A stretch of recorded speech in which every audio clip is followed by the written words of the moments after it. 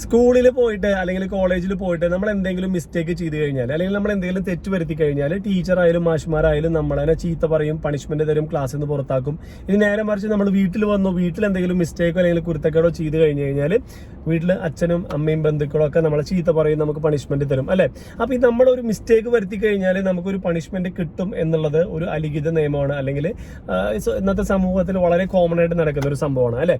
അപ്പൊ ഈ മിസ്റ്റേക്കും നമ്മുടെ ഇംഗ്ലീഷ് സംസാരവും തമ്മിലുള്ള ഒരു വലിയൊരു ബന്ധം കിടക്കുന്നുണ്ട്. എന്താണ് ആ സംഭവം എന്നുള്ളതാണ് നമ്മൾ ഇന്നത്തെ വീഡിയോയിൽ സംസാരിക്കുന്നത്. അതായത് നിങ്ങൾ കുറെ ശ്രമിച്ചിട്ടും നിങ്ങൾക്ക് ഇംഗ്ലീഷ് സംസാരിക്കാൻ പറ്റുന്നില്ല എന്നുണ്ടെങ്കിൽ അതിന്റെ ഒരു ബേസിക് റീസൺ ചിലപ്പോൾ ഞാൻ ഈ വീഡിയോയിൽ പറയുന്ന കാര്യങ്ങളായിരിക്കാം. അപ്പൊ ഈ കാര്യങ്ങളൊക്കെ നിങ്ങൾ തന്നെ കറക്റ്റ് ചെയ്യാൻ സാധിക്കുന്നുണ്ടെങ്കിൽ, നിങ്ങൾക്ക് തന്നെ അതിലൊക്കെ ചേഞ്ച് വരുത്താൻ സാധിക്കുന്നുണ്ടെങ്കിൽ നിങ്ങൾക്ക് തീർച്ചയായിട്ടും ഇംഗ്ലീഷ് സംസാരിക്കാനുള്ള ഒരു കോൺഫിഡൻസ് ലെവൽ കൂടും. പഠിക്കാനുള്ള എന്താ പറയുക, നിങ്ങൾക്ക് കുറച്ചുകൂടി എളുപ്പത്തിൽ കാര്യങ്ങൾ പഠിച്ചെടുക്കാനും കുറച്ചുകൂടി എളുപ്പത്തിൽ സംസാരിക്കാനൊക്കെ സാധിക്കും. അപ്പോൾ എൻ്റെ പേര് ഷിജു തോമസ്.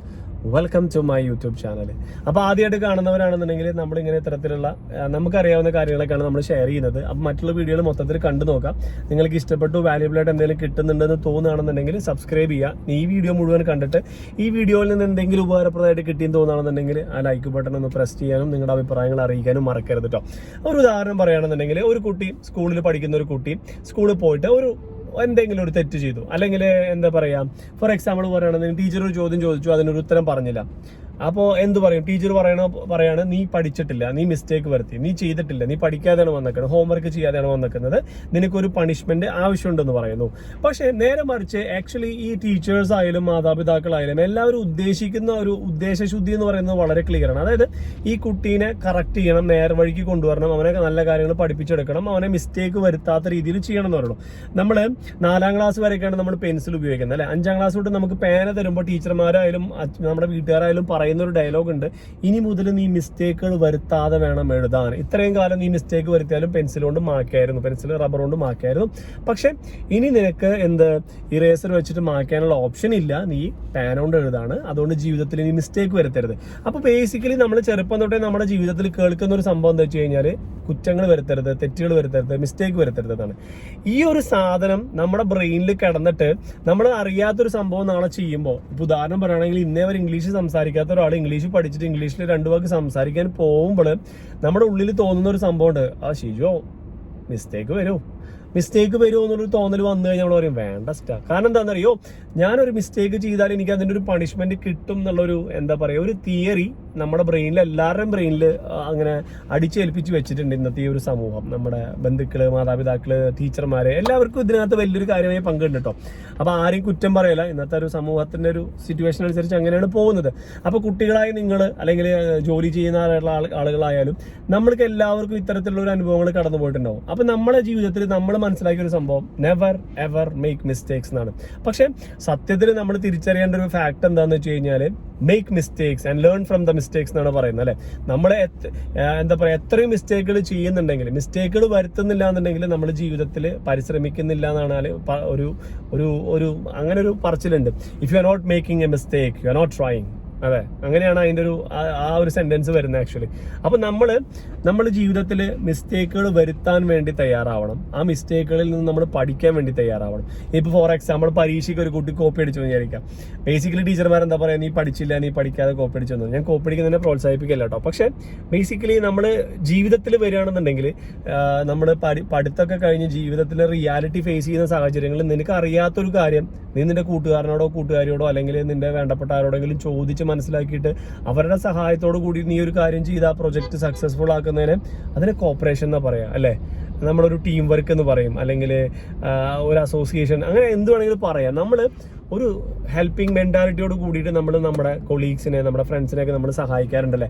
അല്ലാതെ ഓഹോ നീ എൻ്റെ ഐഡിയ കോപ്പി അടിച്ച് ജയിക്കുകയാണ്, അല്ലെങ്കിൽ കോപ്പി അടിച്ച് നിന്റെ പ്രൊജക്ട് കംപ്ലീറ്റ് ആക്കുകയാണ്, അല്ലെങ്കിൽ കോപ്പി അടിച്ച് നീ കാര്യങ്ങളൊക്കെ ചെയ്യാണ്, കോപ്പി അടിച്ച് നീ സക്സസ്ഫുൾ ആവുകയാണെന്ന് നമ്മൾ ഒരിക്കലും പറയില്ല. അപ്പോൾ ജീവിതത്തിൽ വരുമ്പോൾ മറ്റുള്ള ആളുകളുടെ ഹെൽപ്പ് മേടിക്കുന്നതിനുള്ള ഒരു മെന്റാലിറ്റി നമുക്ക് ഉണ്ടാവണം എന്നുണ്ടെങ്കിൽ നമ്മൾക്ക് എന്താ പറയുക, സ്കൂളുകളിൽ നിന്ന് തന്നെ ആ ഒരു ചിന്തയൊക്കെ മാറേണ്ട സമയം കഴിഞ്ഞു എന്ന് പറയുന്നത്. അപ്പം നമ്മൾ ഈ ഇന്നത്തെ ഒരു എഡ്യൂക്കേഷണൽ സിസ്റ്റം എന്നൊക്കെ പറഞ്ഞു കഴിഞ്ഞാൽ നമ്മൾ ചിലപ്പോൾ ഒരുപാട് വർഷങ്ങൾക്ക് മുൻപ് ഫോളോ ചെയ്യുന്ന ഒരു സിസ്റ്റം ആയിരിക്കും. ആ സിസ്റ്റത്തിലൊക്കെ വരുന്നത് കൊണ്ട് നമ്മൾ ഇന്നത്തെ ഒരു റിയാലിറ്റീനെ ഫേസ് ചെയ്യുമ്പോൾ നമുക്ക് ഒരുപാട് ബുദ്ധിമുട്ടുകൾ നേരിടുന്നുണ്ട്. അപ്പോൾ ഇംഗ്ലീഷ് പഠിക്കാനായാലും ഏതൊരു കാര്യം ചെയ്യാനായാലും ആഗ്രഹിക്കുന്ന ആളുകളോട് പറയാനുള്ള ഒരു സംഭവം എന്താ വെച്ച് കഴിഞ്ഞാൽ, മേക്ക് മിസ്റ്റേക്ക് എന്ന് പറയല്ലേ. you have to open your mouth and you have to speak, you have to talk to others, and you make mistakes and you learn from your mistakes.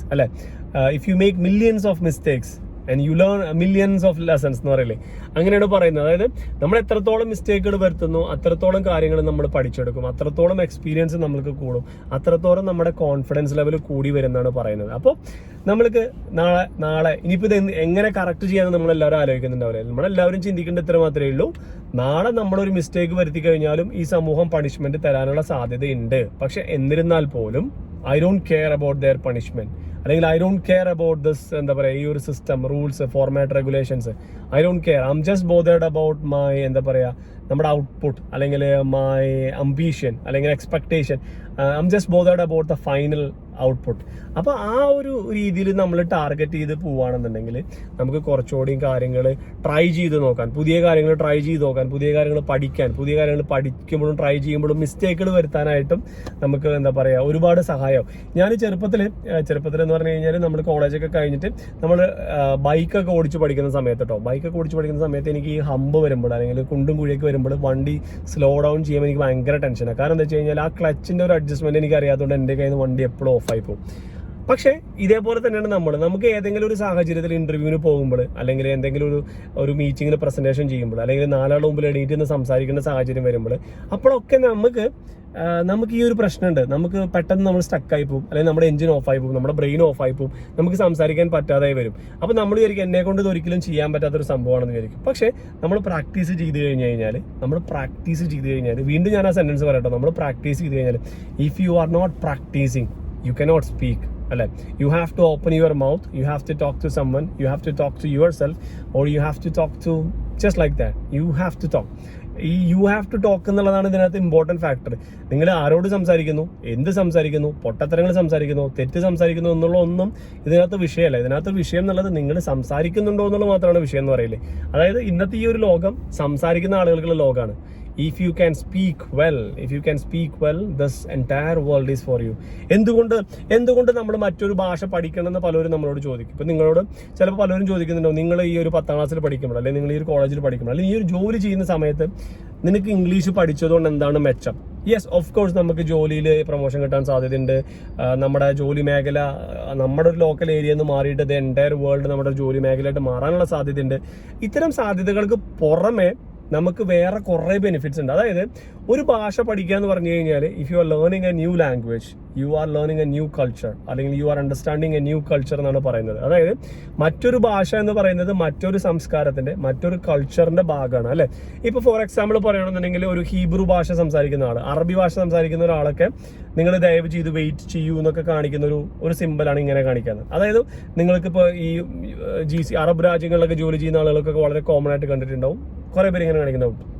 അതായത് ദയവ് ചെയ്ത് വെയിറ്റ് ചെയ്താലും, പ്ലീസ് ഒന്ന് wait ചെയ്താലും, വളരെ വളരെ എന്താ പറയുക, റിക്വസ്റ്റ് ഭാവത്തിലാവാൻ അവർ പറയുന്നൊരു ആക്ഷനാണത്.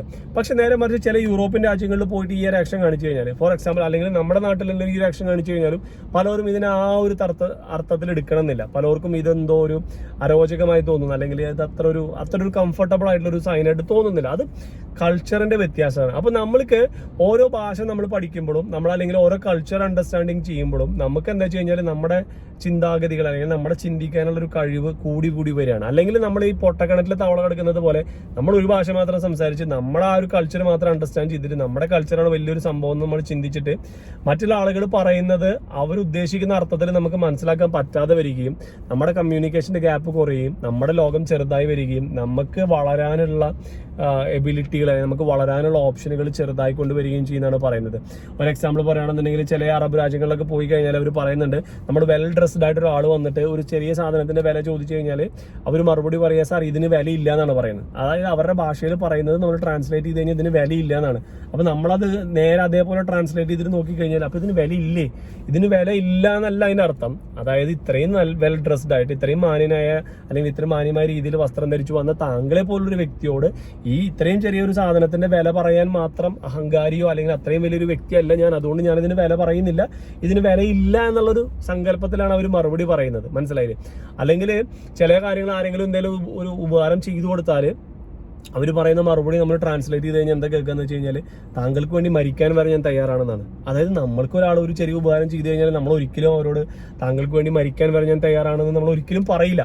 പക്ഷെ അവരുടെ ഒരു കൾച്ചർ അനുസരിച്ചിട്ട് നന്ദി, അതായത് നന്ദി പ്രകടിപ്പിക്കുന്നതിനുള്ള, അതായത് നമുക്കൊരാളൊരു ഉപകാരം ചെയ്താൽ തിരിച്ച് നന്ദി പ്രകടിപ്പിക്കുന്നതിനുള്ള ഒരു മാർഗമായിട്ടാണ് അവർ ആ ഒരു ഡയലോഗിനെ കണക്കാക്കുന്നത്. അപ്പോൾ ഇത്തരം കാര്യങ്ങളൊക്കെ നമുക്ക് മനസ്സിലാവണമെന്നുണ്ടെങ്കിൽ, നമുക്ക് അതിൻ്റെയൊക്കെ ഒരു കൾച്ചർ അണ്ടർസ്റ്റാൻഡ് ചെയ്യണമെന്നുണ്ടെങ്കിൽ, അല്ലെങ്കിൽ മറ്റുള്ള ആളുകൾ പറയുന്ന കാര്യങ്ങൾ ഉൾക്കൊള്ളണം എന്നുണ്ടെങ്കിൽ നമ്മൾ ഭാഷകൾ പഠിക്കുന്തോറും നമുക്ക് അതിനുള്ള സാധ്യതകൾ കൂടുതലാണ്. അപ്പോൾ ഇംഗ്ലീഷ് എന്ന് പറഞ്ഞു കഴിഞ്ഞാൽ ഈ ലോകം മുഴുവൻ സംസാരിക്കുന്ന ഭാഷ ആയതുകൊണ്ട് തന്നെ ഇംഗ്ലീഷ് ഭാഷയുടെ ഒരു പ്രയോഗം എന്ന് പറഞ്ഞാൽ നിങ്ങൾക്ക് എവിടെ പോയാലും ഒരു ബേസിക് ആയിട്ട് ആ രാജ്യത്തിൻ്റെ ഒരു കൾച്ചറൊക്കെ മനസ്സിലാക്കി എടുക്കാൻ ഇംഗ്ലീഷ് പഠിച്ചു കഴിഞ്ഞാൽ സാധിക്കും. ഇപ്പോൾ ഇംഗ്ലീഷിലൊരു ഡയലോഗുണ്ട്, happy to see you in flush. Happy to see you in flush എന്ന് പറഞ്ഞു കഴിഞ്ഞാൽ നമ്മൾ നേരെ മലയാളത്തിലേക്ക് ട്രാൻസ്ലേറ്റ് ചെയ്ത് നമ്മൾ എന്താ മനസ്സിലാക്കുക, നിന്നെ ഇറച്ചിയിൽ കണ്ടതിൽ സന്തോഷം. ഫ്ലഷ് എന്ന് പറഞ്ഞാൽ ഇറച്ചി, മാംസം, നിന്നെ മാംസത്തിൽ കണ്ടതിൽ സന്തോഷം.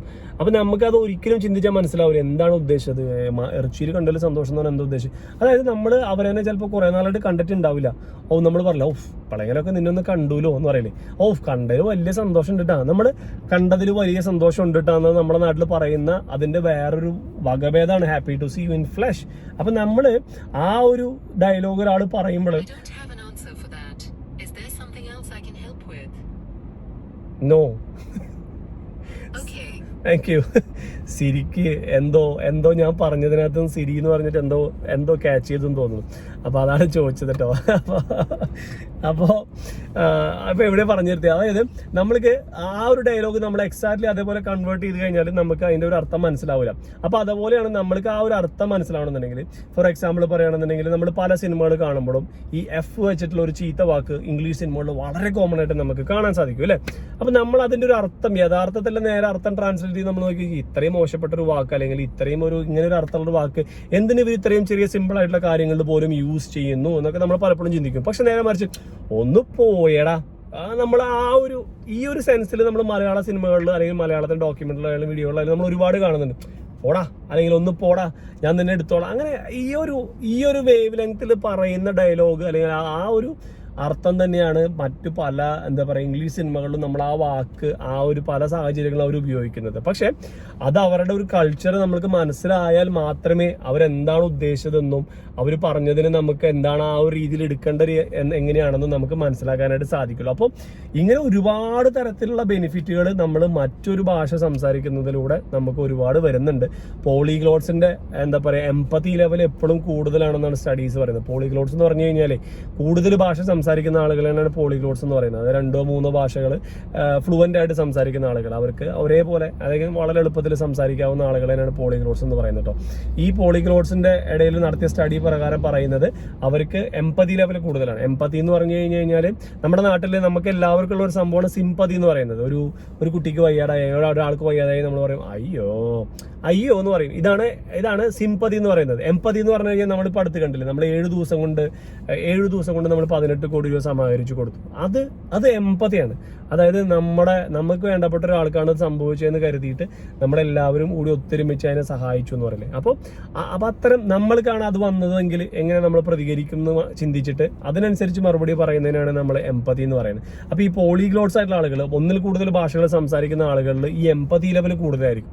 എംപതി ലെവൽ കൂടുതലുള്ള ആളുകൾക്ക് മറ്റുള്ള മനുഷ്യന്മാരായിട്ട് അല്ലെങ്കിൽ മറ്റുള്ള ആളുകളായിട്ട് കമ്മ്യൂണിക്കേഷൻ വളരെ എളുപ്പമായിരിക്കും, ബോണ്ടിങ് വളരെ എളുപ്പമായിരിക്കും. അവർക്ക് പെട്ടെന്ന് കാര്യങ്ങൾ മനസ്സിലാക്കാനും മറ്റുള്ളവരെ പറഞ്ഞ് മനസ്സിലാക്കിപ്പിക്കാനും കഴിയും. അപ്പോൾ നിങ്ങൾ ചിന്തിക്കേണ്ട ഇത്ര മാത്രമേ ഉള്ളൂ. ഇങ്ങനെ ഒരുപാട് മെച്ചങ്ങളുള്ള ഈ ഒരു പരിപാടി എന്തുകൊണ്ട് എനിക്ക് ചെയ്തുകൂടാ? ജസ്റ്റ് എൻ്റെ വായ തുറന്ന് എനിക്കറിയാവുന്ന രീതിയിൽ പൊട്ടത്തരങ്ങളായാൽ പോലും സംസാരിച്ചു കഴിഞ്ഞാൽ ഞാൻ ആ ഒരു കാറ്റഗറിയിലേക്ക് അപ്ഗ്രേഡ് ചെയ്യപ്പെടുന്നുണ്ടെങ്കിൽ യെസ്, എന്തുകൊണ്ട് എനിക്കത് ചെയ്തുകൂടാന്നാണ് ഇതിൻ്റെ ഒരു കോമൺ ചിന്ത വരുന്നത്. ഇന്നത്തെ വീഡിയോയിൽ ഒരുപാട് കാര്യങ്ങൾ പറഞ്ഞ് യൂസ്ഫുൾ ആണെന്ന് വിചാരിക്കുന്നു. അപ്പോൾ അടുത്ത വീഡിയോയിൽ കാണുന്നതായിരിക്കും. This is Shiju Thomas signing off. Take care. Bye by.